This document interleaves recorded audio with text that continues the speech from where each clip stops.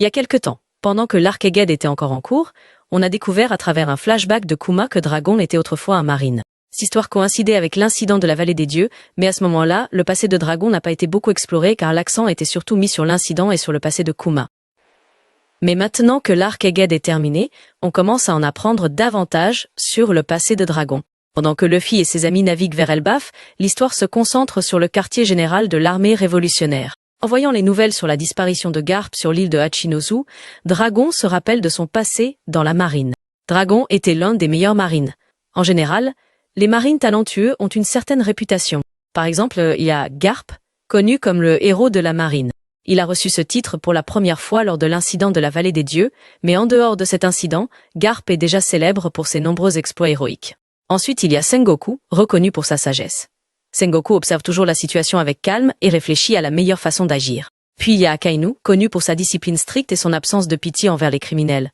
Lorsqu'il est en mission, Akainu est prêt à tout pour éliminer ce qu'il juge nécessaire. Quant à Dragon, il avait aussi une réputation incroyable. C'était l'amiral le plus puissant de l'époque, mais il a décidé de quitter la marine après avoir découvert les abus des Tenryubito. Pourtant, à l'époque, Dragon était connu pour accomplir les missions les plus difficiles de manière rapide et efficace. Il était très intelligent. Mais au-delà de son intelligence, sa force physique était aussi impressionnante. En tant que fils de Garp, Dragon a été entraîné de manière très dure dès son plus jeune âge. Pour la plupart des gens, cet entraînement pourrait sembler cruel, mais c'est ce qui a rendu Dragon si fort. Si on voit souvent Garp frapper, donner des coups de pied, ou lancer Luffy avec force, Dragon subissait des choses encore plus dures à l'époque. Garp estimait qu'il devait entraîner Dragon pour qu'il devienne le meilleur marine. Pendant cet entraînement, Garp lui a appris beaucoup de techniques, y compris certaines attaques spéciales. Par exemple, l'une des techniques les plus puissantes de Garp est le Galaxy Impact, qu'il a utilisé sur l'île de Hachinosu. Après avoir lancé cette attaque, Garp a dit que sa puissance avait diminué à cause de l'âge. Cela signifie que le Galaxy Impact Garp était beaucoup plus puissant lorsqu'il était jeune. C'est cette technique que Garp a enseignée à Dragon dans le passé. Mais Dragon n'était pas totalement à l'aise avec le style de combat de Garp. Alors, il a développé son propre style. Il a modifié la technique du Galaxy Impact enseignée par Garp pour l'adapter à sa manière de combattre.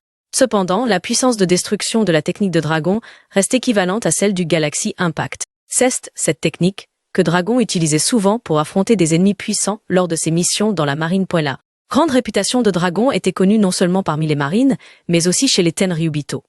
Cependant, Garling Figarland n'appréciait pas la popularité de Dragon. La raison en est simple, Dragon est le fils de Garp. Comme nous le savons, Garp n'aime pas les Tenryubito et ne les respecte pas du tout. Donc il n'est pas surprenant que Garling, en tant que chevalier sacré, n'aime pas Garp, car les chevaliers sacrés viennent des Tenryubito. Mépris de Garling envers Garp s'étendait également à Dragon, en tant que son fils. Mais malgré cela, Garling ne pouvait rien faire contre eux, car ils étaient tous deux des marines très respectés.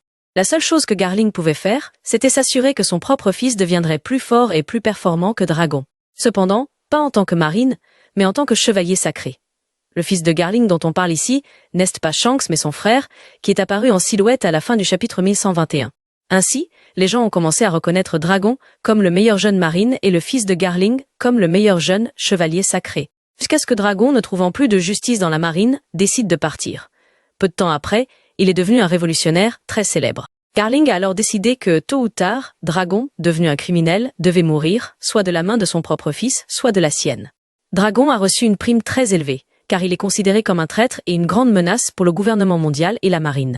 Auparavant, Brand New avait dit que Goldie Roger était le pirate avec la prime la plus élevée. Mais cela ne concerne que les pirates, tandis que Dragon n'est pas un pirate mais un révolutionnaire. Donc en réalité, la prime la plus élevée revient à Dragon, mais pas en tant que pirate, plutôt en tant que criminel le plus dangereux. Maintenant, le destin commence à reconnecter Dragon et Garling. Les chevaliers sacrés doivent affronter l'armée révolutionnaire en réponse à leurs récentes actions. Dragon prête une attention particulière à ces événements, car il a déjà dit que la véritable bataille commencerait lorsque les chevaliers sacrés entreraient en action. En apprenant la disparition de Garp sur l'île de Hachinosu, Dragon reste assez calme, car il sait que Kuzan est sur place. Dragon sait que Kuzan n'est pas vraiment du côté de Kurohige, mais qu'il fait semblant pour surveiller ses mouvements de l'intérieur. Donc Kuzan libérera Garp quoi qu'il arrive. Selon l'article du journal, Garp a simplement disparu de l'île de Hachinosu, ce qui signifie qu'il n'est plus là. Si Garp avait été capturé ou tué, l'article l'aurait précisé. Mais comme il est seulement indiqué que Garp a disparu, on peut supposer qu'il a réussi à s'échapper de Hachinosu avec l'aide de Kuzan. Comme Dragon n'a plus à s'inquiéter pour Garp, il peut se concentrer sur l'affrontement avec les chevaliers sacrés. La bataille entre Dragon Garling et le fils de Garling approche. Évidemment, Dragon ne les affrontera pas seul. Si Garling a formé son fils, Dragon a également un élève qu'il a entraîné, à savoir Sabo. Ainsi, au sommet de la bataille entre l'armée révolutionnaire et les chevaliers sacrés, nous verrons Dragon et Sabo contre Garling et son fils. Mais avant cette bataille, Sabo doit d'abord maîtriser le pouvoir d'éveil de son fruit du démon, le Mera Mera no Mi. Le chevalier sacré, qui est le fils de Garling, doit posséder une force extraordinaire, donc Sabo doit être vraiment prêt. L'une des choses à préparer est de maîtriser l'éveil du Mera Mera no Mi pour renforcer Sabo. Dragon est également un utilisateur de fruits du démon qui a atteint le stade de l'éveil. En plus d'être fort en haki et en combat physique, Dragon possède un fruit du démon puissant et il sait très bien l'utiliser.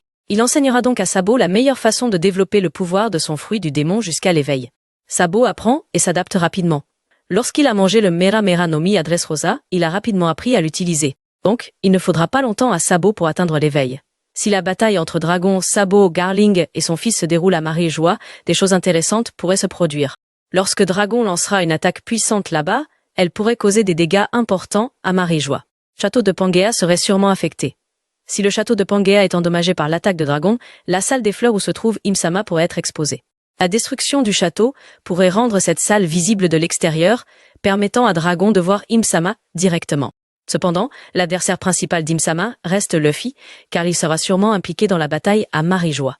Quant à Sabo, lorsqu'il utilisera le pouvoir du feu de l'éveil du Mera Mera no Mi, la chaleur pourrait atteindre la mystérieuse salle gelée sous Marie-Joie, vue dans le chapitre 906. Toute la glace de cette salle fondra, et nous pourrons découvrir quels secrets y sont cachés. En plus du chapeau de paille géant, il serait étrange que ce soit la seule chose conservée dans cette salle. Il y a probablement un autre secret, encore plus grand. Une salle glacée est généralement utilisée pour conserver quelque chose qui pourrait se décomposer, donc il est possible qu'il y ait un cadavre conservé là-bas. Si c'est le cas, ce serait probablement le corps de Joy Boy. Imsama l'aurait conservé dans cette salle pour empêcher la décomposition. Il doit y avoir une raison importante pour qu'Imsama conserve le corps de Joy Boy. Voilà pour les éléments intéressants du chapitre 1123. Qu'en pensez-vous? N'hésitez pas à partager votre avis dans les commentaires ci-dessous. C'est tout pour cette fois. N'oubliez pas de liker, partager et vous abonner pour d'autres vidéos intéressantes à venir.